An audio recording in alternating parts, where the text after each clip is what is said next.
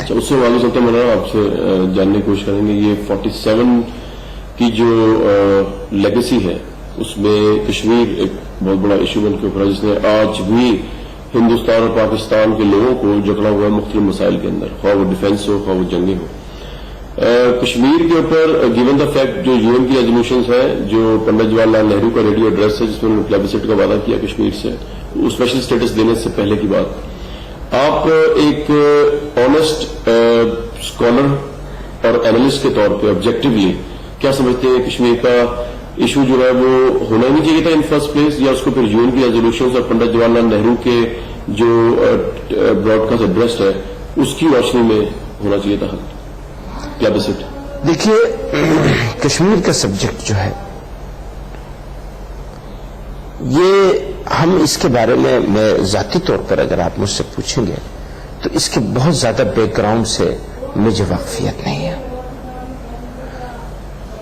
لیکن دو باتیں میں اس کے بارے میں جانتا ہوں جو میں آپ کو ڈیلیور کر دینا چاہتا ہوں. ایک تو یہ کہ کشمیر اس کے اوپر بہت کچھ لکھا جا رہا ہے، بہت کچھ کہا جا رہا ہے، ابھی بھی وہ گرم ہے مسئلہ. میرا ماننا یہ ہے آج کی تاریخ میں کشمیر کے مسئلے کو بات چیت کے ذریعے سے حل کیا جانا چاہیے، اور اس میں ضد اور انا دونوں ملکوں کو ایک طرف رکھ دینی چاہیے. ضد سے کام نہیں چلے گا، اور ہم کو یہ کشمیر کا ایشو بنا کر بات چیت کو تعطل کے بجائے حل کرنے کی طرف جانا چاہیے. کشمیر کا جو تاریخی پس منظر ہے میں اس کے اوپر نہیں جانا چاہوں گا. اچھا لیکن چلے پریزنٹ کانٹیکس میں آتے ہیں. ابھی بھی آپ کو پتا کرفیو لگا ہوا کشمیر میں، ابھی بھی ان کی بہت سے لیڈر جو ہے اریسٹ ہیں، ابھی بھی وہاں پہ جو ہے زندگی معمول کے مطابق نہیں چل رہی.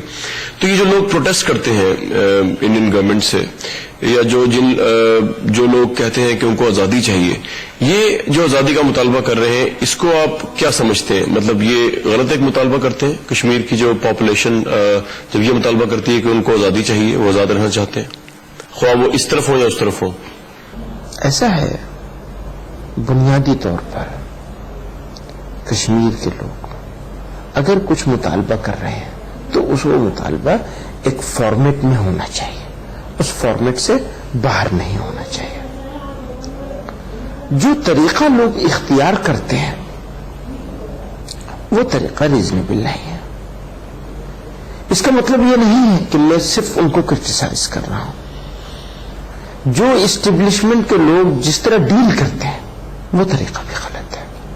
دونوں طرف سے چیزوں کو غلط طریقے سے لیا جا رہا ہے. جو لوگ پروٹیسٹ کرتے ہیں ان کا طریقہ بھی ٹھیک نہیں ہے، اس پروٹیسٹ کو جو لوگ ڈیل کرتے ہیں ان کا طریقہ بھی ریزنیبل نہیں ہے. میں ان کے ساتھ بھی نہیں ہوں، بالکل نہیں ہوں ان کے ساتھ، اور میں ان کے ساتھ بھی کھڑا نہیں ہونا چاہتا. میرے سامنے ایک مسئلہ ہے جو میں سب لوگوں سے کہتا ہوں، اور میں پاکستان کے ذمہ داروں سے بھی کہنا چاہتا ہوں. 40 لاکھ ویلی میں 40 لاکھ لوگ رہتے ہیں، اور اس کے بعد اسی کشمیر میں 15 لاکھ مسلمان اور ہیں جموں کشمیر اسٹیٹ میں، جو لداخ میں ہیں کچھ اور کچھ جموں میں ہیں. اگر آزادی ملے گی بھی تو ویلی کو ملے گی. لداخ پہ تو لداخ والے کوئی مطالبہ بھی نہیں کرتے، لداخ والوں کا کوئی معاملہ بنتا بھی نہیں ہے، کوئی ان کا کوئی ڈیمانڈ بھی نہیں ہے. ویلی کے لوگوں کی، وادی کشمیر کی ڈیمانڈ ہے. تو 40 لاکھ 45 لاکھ وادی کشمیر کے لوگ وادی کشمیر لے کر آزاد ہو گئے. تھوڑی دیر کو یہ مان لیا جائے تو جو جموں اور لداخ کے مسلمان ہیں ان کا کیا ہوگا؟ ہندوستان کے 15 کروڑ 18 کروڑ 20 کروڑ 25 کروڑ مسلمانوں کے بارے میں تو کسی کو کوئی فکر ہی نہیں ہے. 40-45 کروڑ لوگ جو بھی ہوں، ان کے جو بھی لیڈرز کو فکر نہیں ہے، ان کو ہی کہ وہ ہندوستان میں جو مسلمان بستا ہے اس کے بارے میں کبھی سوچا؟ ان کی کیا تناسب ہے اور وہ کس طرح سے کن کن لوگوں کے ساتھ رہتے ہیں؟ وہ تو ہندوستان کا حصہ اسلام کے نام پر، پھر اسلام کے نام میں جہاں مسلمانوں کی اکثریت ہوگی وہ ہندوستان کے ساتھ نہیں رہ سکتے. ذرا سوچئے، جہاں مسلمانوں کی اکثریت ہو جائے گی وہاں ہندوستان کے ساتھ نہیں رہ سکتے, وہاں ان کو آزادی چاہیے اور وہ مذہب کے نام پر الگ ہو جائیں گے. اور جہاں ان کی اکثریت نہ ہو یا وہ بیچ میں ہو وہاں وہ سیکولرزم کی بات کریں, انصاف کی بات کریں, برابری کی بات کریں, اپنے حقوق کی بات کریں, اپنی مسجدوں کی اذانوں کی بات کریں. یہ کیسے ہوگا؟ یہ ڈبل اسٹینڈرڈ کیسے چلے گا؟ یہ ڈبل اسٹینڈرڈ کون اپنا رہا ہے؟ جو لوگ لڑ رہے ہیں اس کے لیے اور جو لوگ اس کو جہاد بتا رہے ہیں. مجھے بتائیے وہ کیسے جہاد ہو سکتا ہے؟ میں یہ کہتا ہوں کہ یہ پولیٹیکل جیوگرافیکل لڑائی ہو سکتی ہے, سیاسی لڑائی ہو سکتی ہے. ان کا حق ہے, وہ کہتے ہیں کہ صاحب ہمیں ہمارا خطہ آزاد کرو, ہمارے ساتھ فلاں بےایمانی ہوئی ہے, میں اسے مان لوں گا. ہاں ہو سکتا ہے ہوئی ہو اور اس کے لیے بات چیت ہونی چاہیے, ضرور ہونی چاہیے, لیکن بندوق نہیں ہونی چاہیے, نہ ادھر سے نہ ادھر سے.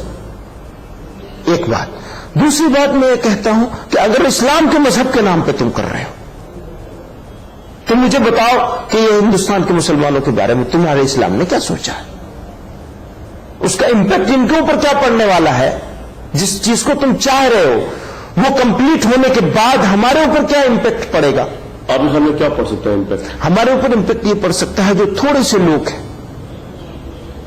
اس انڈیا میں, جو تھوڑے سے لوگ ہیں, بہت تھوڑے سے مائنورٹی میں ہیں, مائنورٹی سے بھی اس سے بھی کوئی چھوٹا ورڈ استعمال کیا جا سکتا ہو, جو لاکھوں میں نہیں ہے, ان کو یہ کہنے کا موقع ملے گا.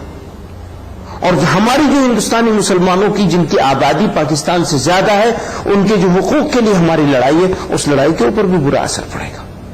لیکن مولانا ہم کمزور ہو جائیں گے. ایک مرتبہ ہم کمزور ہو چکے ہیں. ہمارا تو جنازہ پڑھ کے چلے گئے تھے مسلم لیگ کے رہنما کہ ہاں ٹھیک ہے, جو لوگ یہاں رہ رہے ہیں یا تو مرتد بنا دیے جائیں گے یا پھر یہ مار دیے جائیں گے, قتل کر دیے جائیں گے. ہم تو ان کی جنازہ پڑھ کے جا رہے ہیں, یہ اعلان کر کے گئے تھے, ہم جا رہے ہیں, ٹھیک ہے تم رہتے ہو, تمہارا ہم جنازہ پڑھ کے جا رہے ہیں.